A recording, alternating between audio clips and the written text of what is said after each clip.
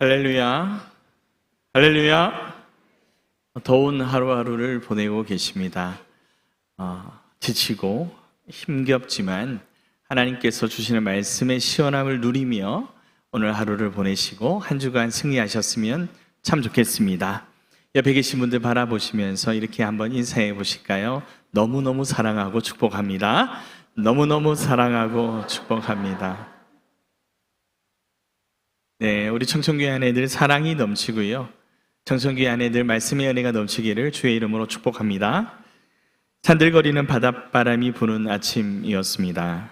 한국의 여느 다른 어촌들처럼 정감이 흐르는 마을이죠. 묵직한 그물과 고기잡이 배들이 보이는 갈릴리 마을입니다. 평소에는 이 지역에 사람들이 많이 모여들지 않는 마을인데 왠지 오늘따라 많은 사람들이 모여들기 시작합니다. 이 많은 사람들이 왜 모여들기 시작했을까요? 저와 여러분이 잘 알다시피 우리가 사랑하는 예수님께서 이 어촌 마을에 계셨기 때문입니다. 오늘날 젊은이들이 유명한 사람들을 표현할 때 인싸라는 단어를 사용합니다. 인스타그램이나 SNS와 같은 미디어에서 팔로우를 해서 따라가고 추종하죠. 아마 이 당시에도 예수님께서는 정말 인기가 많으셨던 분이셨기에 많은 사람들이 팔로우해서 따라다녔을 것 같습니다. 예수님의 말씀을 듣기 위해 아침부터 많은 사람들이 모여들었습니다. 왜냐하면 예수님께서는 병자를 치유하시고 예수님께서 선포하시는 그 말씀 한 구절 한 구절이 큰 능력이 있었기 때문에 많은 사람들의 마음을 시원케 하였습니다. 때문에 많은 무리들이 각자의 삶의 갈급함을 가지고 삶의 문제들을 가지고 예수님 앞에 나아왔습니다. 해결되기를 소망하고 정말 편안하고 근심 걱정 없는 삶을 살기를 원했기 때문입니다. 하지만 이런 갈급한 무리들과 다르게 예수님의 말씀에 관심이 없었던 인물들이 오늘 말씀에 등장합니다. 오늘 이 시간 저와 여러분이 함께 읽어서 잘 알다시피 이 베드로라는 인물을 통해서 우리의 삶을 한번 되돌아보고 주신 말씀의 교훈에 따라 함께 은혜 받는 시간 되시기를 소망합니다. 첫 번째 우리에게 주시는 교훈은요, 빈 그물을 싣고 있던 인생이 하나님의 말씀을 들을 때에 기적이 나타날 줄 믿습니다. 우리 다 같이 1, 2절 말씀을 한 목소리로 함께 읽도록 하겠습니다. 1절, 2절 말씀입니다. 무리들이 몰려와서 하나님의 말씀을 들을새 예수는 게네사렛 호숫가에 서서 호숫가에 배에 두 척이 있는 것을 보시니 어부들은 배에서 나와서 그물을 싣는지라. 아멘. 2절에 등장한 어부들은 예수님의 말씀과 역사하시는 그 은혜보다 지금 자신이 몰두하고 있는 일이 더 중요하다라고 생각했던 사람인 것 같습니다. 예수님을 중간에 두고 한쪽에는 자신의 갈급함 때문에 예수님께로 나아온 무리들이 있었습니다. 그리고 다른 한편에는 예수님과 그의 말씀에는 전혀 관심이 없이 무관심한 채 빈 그물만 싣고 있는 어부들을 우리가 볼 수 있죠. 만약에 여러분이 예수님이라면 어떤 부류에게, 어떤 사람에게 더 집중을 했겠습니까? 갈급함을 가지고 자신에게 나온 많은 무리들에게 아마도 더 집중했을 것입니다. 하지만 오늘 읽은 본문의 말씀을 보아하니 예수님께서는 많은 무리들에게 집중하지 아니하시고 자신들의 인생의 문제에 사로잡혀 고민하고 있는 이 어부들, 그 가운데 시몬 베드로에게 주님께서 집중하고 계심을 볼 수 있습니다. 그렇다면 지난밤 베드로에게 무슨 일이 있었을까요? 무슨 일이 있었길래 지금 자신의 문제에 집중하고 있을까요? 지난밤 베드로는 밤새 그물을 던져 고기를 잡으려고 애를 썼습니다. 하지만 그는 밤새도록 그물질을 했지만 빈 그물만을 끌어올려야 했습니다. 아무것도 잡지 못했습니다.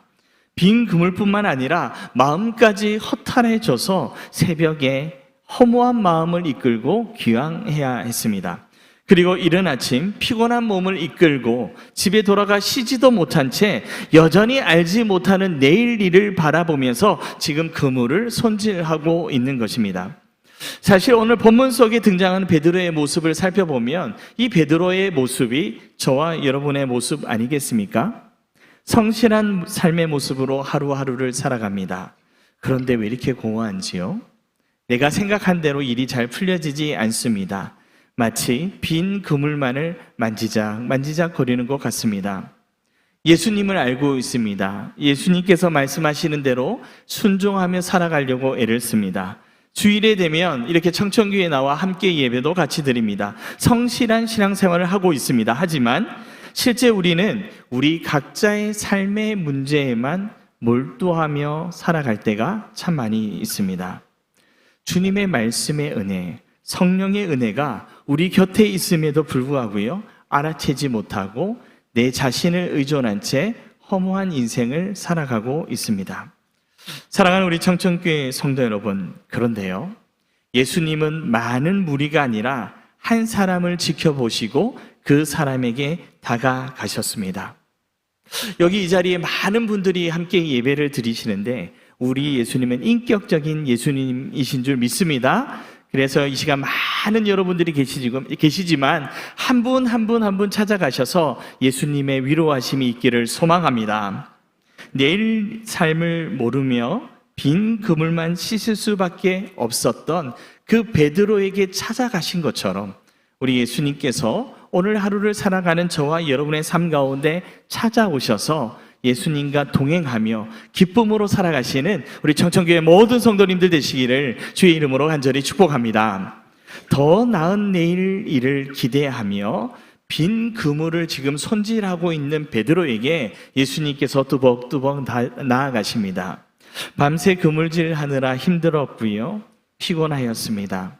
베테랑 어부였던 그가 지난밤 물고기를 한 마리도 잡지 못한 채 돌아왔는데 자존심이 굉장히 상해 있었습니다. 그런데 예수님이라는 분이 나타나셔서 이렇게 말씀해요.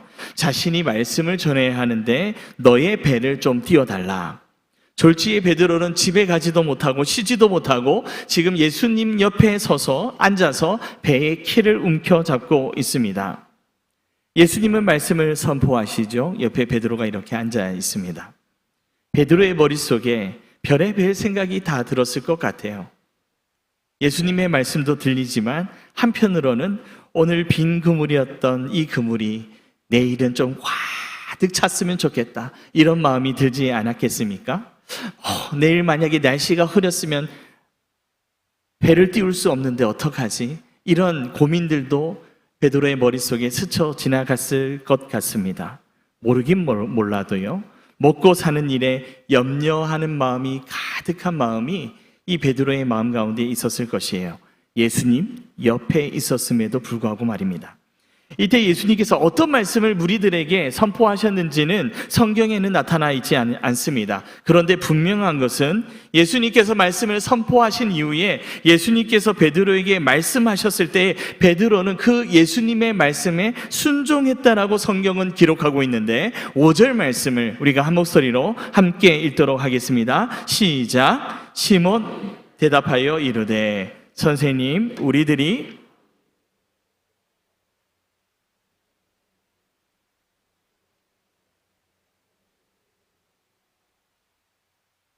예수님께서 시몬 베드로에게 이야기를 합니다. 그물을 던져라 라고 이야기를 해요. 베드로가요, 자신의 문제에 빠져서 고민하고 있었는데 예수님의 말씀이 그의 심령 가운데 들어갔는지 감동이 되어서 이렇게 이야기를 합니다. 베드로가 무엇에 의지하여 그물을 던진다라고 말했죠? 말씀을 의지하여 그물을 던지겠다라고 이야기를 합니다. 말씀에 순종하는 베드로의 모습을 우리가 볼 수 있는 거죠. 베드로는 처음 상태에 예수님이 누구신지 중요하지 않았습니다. 그분이 뭐라고 말씀하는지 관심이 없었습니다. 자신의 입장과 시대에 빠져서 자신의 문제만 바라보고 빈 그물만 만지작거리는 인생이었는데 하나님의 말씀의 은혜가 임하니 어떻게 변화됐나요? 말씀에 의지하여 말씀에 순종하는 인생이 되었습니다. 사랑하는 우리 청천교회 성도 여러분, 예수님의 말씀은 능력의 말씀인 줄 믿습니다. 하나님의 완전하신 말씀은 저와 여러분의 생각과 마음을 변화시키는, 우리의 육체를 변화시키는 생명의 말씀임을 이 시간 믿음으로 고백하시는 우리 청천교회 모든 성도님들 되시기를 소망합니다. 근데 이 순간 말씀에 의지하여 그물을 던지겠다라고 말하고 그 이상 우리는 베드로가 어떤 삶으로 변화되었는지 너무나 잘 알고 있습니다. 이 베드로는요, 예수님의 제자가 되어서 세상을 변화시키는 위대한 하나님의 사람이 되었어요. 정말 이 놀라운 말씀의 은혜가 이 자리에 앉아있는 저와 여러분에게도 심겨지기를 소망합니다. 하나님의 말씀은 씨앗과 같다라고 했어요. 이 씨앗이 우리의 마음속에 심겨지면 그 조그마한 하나님의 말씀이 30배, 60배, 100배의 열매를, 100배의 기적의 모습을 우리의 삶 속에 나타나게 됩니다. 이 자리에 앉아있는 저와 여러분들은요, 참 연약합니다. 부족합니다. 그렇지 않습니까? 1부와 2부 때는 참 부족하고 연약합니다라고 고백하셨는데 3부 예배 때는 마음으로 고백하신 줄 믿습니다. 여전히 우리들은요, 우리 자신들의 빈 그물만 바라보는 인생일지도 모르겠습니다. 그런데 이러한 인생 가운데 하나님의 권능의 말씀이 임한다면 우리 성경 속에 베드로가 얼마나 놀라운 일을 행하였는지 저와 여러분은 너무나 잘 알고 있죠. 저와 여러분들도 이 베드로와 같이 세상을 변화시키시고 사람을 변화시키시고 하나님의 영광 가운데 귀하게 쓰임받는 한 사람 한 사람이 되실 줄 믿습니다. 그러한 우리 청천교회 모든 성도님들 되시기를 주의 이름으로 간절히 축복합니다. 오늘 본문의 말씀을 통해서 주시는 두 번째 교훈은 저를 한번 따라해 주시겠습니까? 깊은 데로 가라. 그리고 그물을 내려라. 네, 그렇습니다.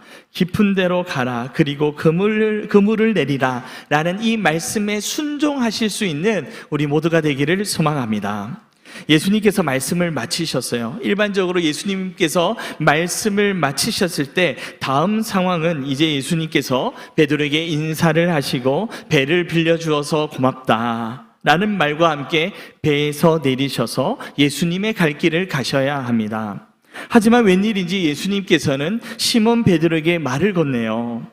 인간의 마음 깊숙한 곳까지 훤히 알고 계시는 예수님께서 이 베드로의 마음의 상태를 너무나 잘 알고 계신 것입니다. 지난밤 헛고생으로 짙은 패배감에 빠져있는 베드로의 마음을 너무나 잘 알고 계셨기 때문에 예수님께서 이렇게 말씀하십니다. 오늘 성경의 말씀에 보니까 깊은 데로 가서 그물을 내려 고기를 잡으라 라고 말씀하세요. 그런데 이 말씀을 헬라어 성경으로 보면 좀 순서가 다릅니다. 제가 한번 말씀드릴게요. 고기를 잡으려면 깊은 데로 가라. 그리고 그물을 내려라. 고기를 잡으려면 깊은 데로 가라. 그리고 그물을 내려라 라는 말씀입니다. 말씀의 순서가 좀 뒤바뀐 것 같죠? 어감이 좀 이상합니다. 여러분, 예수님의 직업이 무엇인가요? 목수예요. 목수인 예수님이 지금 베테랑 어부에게 이야기를 합니다. 내가 고기를 잡기 위해서는 말이야, 지금 깊은 데로 가서 그물을 내려야 해. 이렇게 말하고 있는 거예요. 그런데 이 말은 한평생 어부였던 베드로가 쉽게 받아들일 수 없는 말입니다. 그래서 예수님의 이 말씀이 끝난 이후에 베드로가 이렇게 말해요. 예수님, 저희는 밤이 새도록, 밤이 맞도록 수고하였으나 얻은 것이 하나도 없습니다. 지난밤 베드로와 요한이 왜 밤새도록 그물질을 했을까요? 오랫동안 어부 생활을 했던 베드로는요, 알았던 거예요. 습득된 경험으로 밤에 고기가 잘 잡힌다라는 사실을 알고 있었습니다. 그런데 아침에, 해가 뜨는 이 아침에 예수님께서 깊은 데로 가서 그물을 내려라 라고 말도 안 되는 이야기를 지금 하고 계시는 거예요. 이 당시에 밤에 그물질을 했던 이유가 있습니다. 지금에야 그물을 만들 때에 이 아크릴이라는 투명 줄로 그물을 만들죠. 그래서 이 그물을 만들어서 밤이든 낮이든 던지면 보이지가 않습니다. 이 물고기 눈에 보이지가 않는다고 해요. 그런데 2000년 전에 베드로가 사용했던 그물은 이런 아크릴 줄이 아니에요. 세마포를 얇게 꼬아서 만든 그물이었습니다. 낮에 이 세마포로 만든 그물을 던지면 여러분 보일까요? 안 보일까요? 보여요. 눈먼 고기는 잡힐지 몰라도 약삭 빠른 고기들은 다 피해갑니다. 그래서 밤에 그물질을 하는 거예요. 그러면 이 예수님의 이 말씀이 얼마나 상식적이지 않는 말인지, 경험이 많은 어부 베드로에게 얼마나 말도 안 되는 말인지 여러분 이해가 되시나요? 이런 이해할 수 없는 예수님의 명령에 대하여 베드로가 이야기합니다. 말씀에 의지하여. 저를 한번 따라해 보실까요? 말씀에 의지하여. 말씀에 의지하여. 정말 이해할 수 없는 이 예수님의 명령에 이 베드로는요, 말씀에 의지하여 순종합니다. 나의 이성과 경험으로는 도저히 이해할 수 없습니다. 하지만 내가 습득한 경험과 나의 이성을 넘어서서 나를 창조하시고 나의 허무함을 채워주실 주님을 의지함으로 그물을 내리겠습니다 라는 신앙 고백인 거죠. 사랑하는 우리 청천교회 성도 여러분, 이 베드로의 아름다운 순종의 모습이 저와 여러분의 모습이 되기를, 우리의 신앙생활의 참 모습이 되기를 소망합니다. 하나님의 이 말씀을 듣고 이 베드로가 결단하며 행동해요. 우리 다 같이 4절 5절 말씀인데 한 번 더 4절 5절 말씀을 한 목소리로 읽도록 하겠습니다. 시작. 말씀을 마치시고 시몬에게 이르시되 깊은 데로 가서 그물을 내려 고기를 잡으라.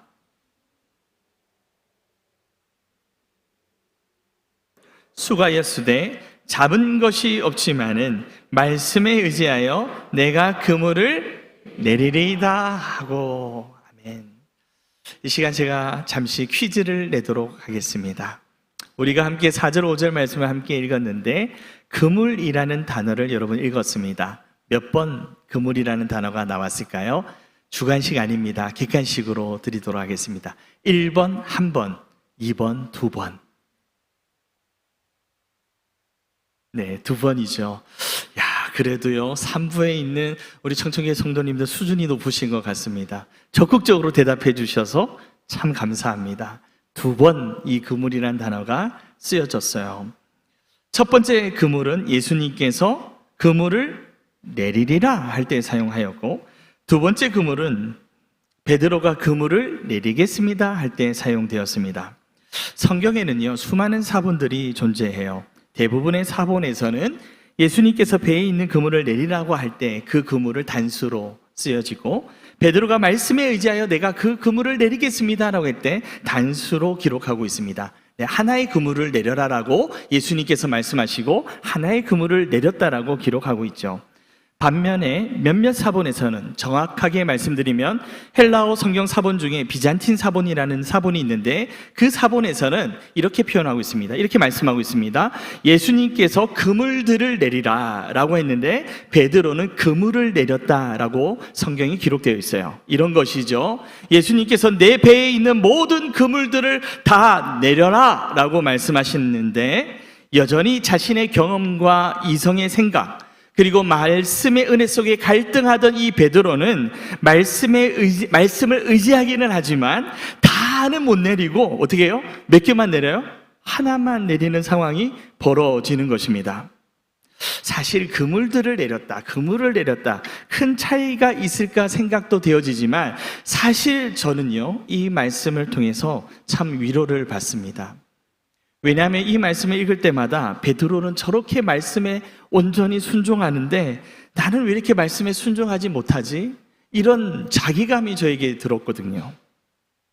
그렇게 완벽했던 베드로라는 이 말씀의 순종자가 예수님의 제자로 3년 동안 예수님을 따라다녔던 이 제자가 왜 마지막 순간에 예수님을 부인하면서 예수님을 모른 채 했을까? 이것도 좀 이해가 되지 않았습니다. 근데 제가 이 비잔틴 사본에 있는 그물들을 그리고 그물을 이 딕티아라는 헬라 단어가 명확하게 기록되어 있는 것을 보면서 참 위로가 되었어요. 아, 베드로도 사람이구나. 베드로도 우리와 똑같은 사람이구나. 여러분 이 말씀을 한번 잘 묵상하시고 우리의 모습을 한번 돌아보시기를 바라겠습니다. 이 베드로의 모습이 우리의 모습 아니겠습니까? 하나님께서 순종을 요구하십니다. 100%의 순종을 요구하세요. 여전히 저와 여러분에게 이렇게 순종해라, 이러한 삶을 살아가라라고 말씀하세요. 그런데 우리는요 100% 순종할 수가 없어요. 연약하기 때문인 거죠. 어떨 때는 50%만 순종할 때도 있습니다. 어떨 때는 30%만 순종할 때가 있어요. 어떨 때는 10%밖에 순종하지 못할 때가 있어요. 그런데 이 베드로의 모습을 보면 참 우리가 도전되고 위로가 돼요. 도전되는 첫 번째는요, 베드로의 불완전한 이 순종, 100%의 순종이 아니라 10%밖에 안 되는 이 조그만한 순종에도 어떻게 해요? 그물이 찢어질 만큼 이 놀라운 축복의 은혜를 예수님께서는 주셨어요. 그렇다면 만약에 우리가 하나님의 말씀을 완전히 순종하며 살아간다면 얼마나 큰 은혜와 축복을 주실까? 만약에 베드로가 예수님께서 모든 그물을 다 내리라고 했을 때 모든 그물을 다 내렸다면 얼마나 더 큰 은혜와 축복과 기적을 경험했을까? 저와 여러분이 이런 도전을 받으시기를 소망합니다. 그런데 한 가지 더 위로가 되는 것이 무엇입니까? 예수님께서 다 내리라고 했는데 하나만 내렸던 이 베드로, 이 모습이 우리의 모습 아닌가요? 그런데 말씀에 의지하여서 예수님의 말씀에 순종하려고 애를 쓰는 우리의 가운데 하나님께서는 여전히 기적과 축복의 은혜를 허락해 주신다라는 이 말씀의 은혜를 저와 여러분이 잊지 마시기를 주의 이름으로 간절히 축복합니다. 참 놀라운 사실은요, 그 불완전한 순종 가운데도 우리가 일상의 삶을 살 때 우리가 어떻게 완전하게 하나님의 말씀을 순종하며 살아갈 수 있겠습니까? 여전히 불완전하고 연약한 우리는 조그마한 말씀에 순종하며 살아갈 뿐이죠. 그럼에도 불구하고 하나님의 말씀은 여전히 힘있고 능력이 있기 때문에 우리가 애를 쓰는 순종의 모습을 통해서 그물이 찢어질 만큼 큰 은혜를 베드로에게 주셨듯이 저와 여러분의 삶 가운데도 그런 놀라운 은혜와 축복을 더하여 주실 줄 믿음으로 고백하는 우리 청천교회 모든 성도님들 되시기를 주의 이름으로 간절히 축복합니다. 저와 여러분이 살아가는 오늘의 삶 속에 하나님의 말씀에 온전히 순종하며 살아가는 것이 얼마나 힘든지요. 그럼에도 불구하고요, 우리의 이성과 경험보다 더 능력이 있는 이 하나님의 말씀의 그물, 이 그물이 전부가 아니더라도 단 하나라도 순종할 수 있는 그 믿음과 은혜가 저와 여러분의 삶 가운데 충만하시기를 주의 이름으로 간절히 축복합니다. 세 번째 주시는 교훈의 말씀은 연약한 자에게 주시는 축복은 바로 예수님과 동행하는 것이에요. 세상과 동행할 때 마음이 평안할 수도 있습니다. 의지하는 사람과 동행할 때 기쁠 수 있어요. 또 우리가 물질을 의지할 때 마음이 조금 더 안정감을 누릴 수 있습니다. 그런데 성경은요, 분명히 저와 여러분에게 말씀하고 있습니다. 저를 한번 따라해 보실까요? 예수님과 말씀과 함께 할 때 나에게 큰 축복이 임합니다. 이 말씀 믿으십니까? 아멘. 예수님과 늘 동행하는 저와 여러분 되시기를 소망합니다. 저에게는요, 세 자녀가 있어요. 3년 전 이야기입니다. 큰 딸이 초등학교 6학년 때이고요, 둘째 딸이 초등학교 3학년 때였습니다. 셋째 아들이 7살 때였어요. 항상 두 딸이 저에게 이야기하는 것이 있었습니다. 아빠가 이 세상에서 가장 잘생겼어요. 가장 멋있어요. 저에게 이렇게 이야기를 하는 거예요. 제가 기분이 좋을까요? 안 좋을까요? 좋죠. 그래서 하지만 제가 이야기를 합니다. 너희들 조금만 커봐. 아빠 보고 잘생겼다고 말하지 않을 거야. 이야기했더니 극구 부인을 합니다. 우리에게는요, 아빠가 제일 잘생기고 멋있어요. 이렇게 고백을 하더라고요. 아니나 다를까 한 3일 남짓 지났는데 그들의 손에 멋있는 연예인 오빠 사진들이 있는 거예요. 그리고 둘이서 누가 잘생겼냐, 어떻냐, 막 이런 이야기를 하는 것입니다. 그 모습을 지켜보던 제 마음이 별로 기분이 좋지 않았습니다. 그런데 더 기분이 좋지 않았던 것은 그 두 딸이 이야기하는 그 와중에 한 여인이 뚜벅뚜벅 걸어가서 세 여성이 함께 어머 잘생겼어, 멋있어 이 이야기를 하는데 저의 아내님까지 같이 동참하셔서 그런 이야기를 하고 있는 모습이 기분이 굉장히 안 좋더라고요. 그런데 그때 제 아들이 뚜벅뚜벅 그 여성 3명의 여성 앞으로 나아갑니다. 그리고 이렇게 이야기하는 거예요. 엄마, 결혼한 여자는 다른 남자 사진을 보고 웃고 그러는 거 아니야. 아빠가 슬퍼하잖아. 그거 죄야. 이렇게 이야기를 하는데 제가 기분이 좋았을까요? 안 좋았을까요? 기분이 날아갈 것 같더라고요. 이야, 기분이 좋은 것을 넘어서서 제가 이렇게 외쳤습니다. 아들아, 정말 사랑한다. 정말 사랑한다. 나도 모르게 기분이 좋더라고요. 그날 밤 그 사건이 굉장히 제 뇌리 속에 박혀서 밤에 삶을 정리하고 좀 묵상하면서 2가지 사실을 좀 깨닫게 됐는데, 첫 번째는 참 감사하다. 참 우리 교회 영아부, 유치부, 유년부 우리 아들을 잘 신앙생활을 위해서 성장시켜 주시고 기도해 주시고 말씀으로 잘 지도해 주셨으니 이 애가 죄가 무엇인지 알게 되었구나 라는 사실을 깨닫게 되었고, 2번째는 이 조그만한 이 녀석이 죄가 무엇인 줄 아네? 이 사실을 제가 아는 것만으로 제가 기쁠까요? 안 기뻤을까요? 제가 기쁜 거예요. 자기도 이제 크면 예쁜 여자들 보면 웃고 그러겠죠. 그럼에도 불구하고 지금 이 순간 그것이 죄다라는 사실을 아는 것만으로 아빠인 저는 굉장히 기분이 좋은 거예요. 사랑하는 우리 청천교회 성도 여러분, 우리의 삶 속에 저와 여러분이 저것이 죄야 라고 인지하고 내가 죄인이라는 사실을 아는 것만으로 하나님께서 기뻐하실까요? 안 기뻐하실까요? 기뻐하신 거예요. 하나님께서 이미 우리가 죄를 지을 것이다라는 사실을 알고 계세요. 우리가 연약하다라는 사실을 이미 알고 계세요. 하지만 그것이 죄다라는 사실을 인지하고 죄에 대해서 가슴 아파하고 하나님 앞에 무릎 꿇고 죄에 대해서 발버둥치며 주님 앞에 무릎으로 나아가는 우리의 모습을 기뻐하신다라는 거예요. 여러분, 베드로의 반응을 한번 보십시오. 8절 말씀을 함께 읽도록 하겠습니다. 8절 말씀입니다. 시작. 시몬 베드로가 이를 보고 예수의 무릎 아래 엎드려 이르되 주여 나를 떠나소서 나는 죄인이로소이다 하니, 베드로가 갑자기 죄인이다라고 스스로 고백하고 있습니다. 여러분, 상식적으로 한번 생각해 보세요. 내가 말씀에 순종하였습니다. 그물을 내렸습니다. 그런데 나의 이성과 경험을 초월하는 놀라운 기적과 자신의 수많은 어부의 경력에 있어서 말도 안 되는 기적의 사건이 지금 벌어졌어요. 그러면 베드로는 어떻게 반응해야 합니까? 기뻐하고 놀라워하며 주님을 찬양하고 감격해야 되지 않겠습니까? 그런 반응이 사실 사복음서에 등장하는 기적의 경험들처럼 말입니다.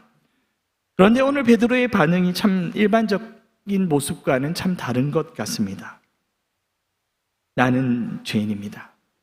주님 나를 떠나소서. 나는 죄인입니다. 인간이 가지고 있는 지식과 경험의 한계를 초월하시고 깊은 바닷속을 보시듯 베드로의 마음 깊숙한 곳까지 훤히 바라보시는 그 주님 앞에 베드로가 무서웠겠죠. 앞서 말씀드린 것처럼 반신반의하면서 예수님께서 모든 그물을 다 내리시라고 하셨는데 그것을 하지 못했던 자신의 연약한 모습 때문에 두려워했을 수도 있을 것 같습니다. 하지만 예수님을 통해서 베드로는 깨닫게 된 거예요.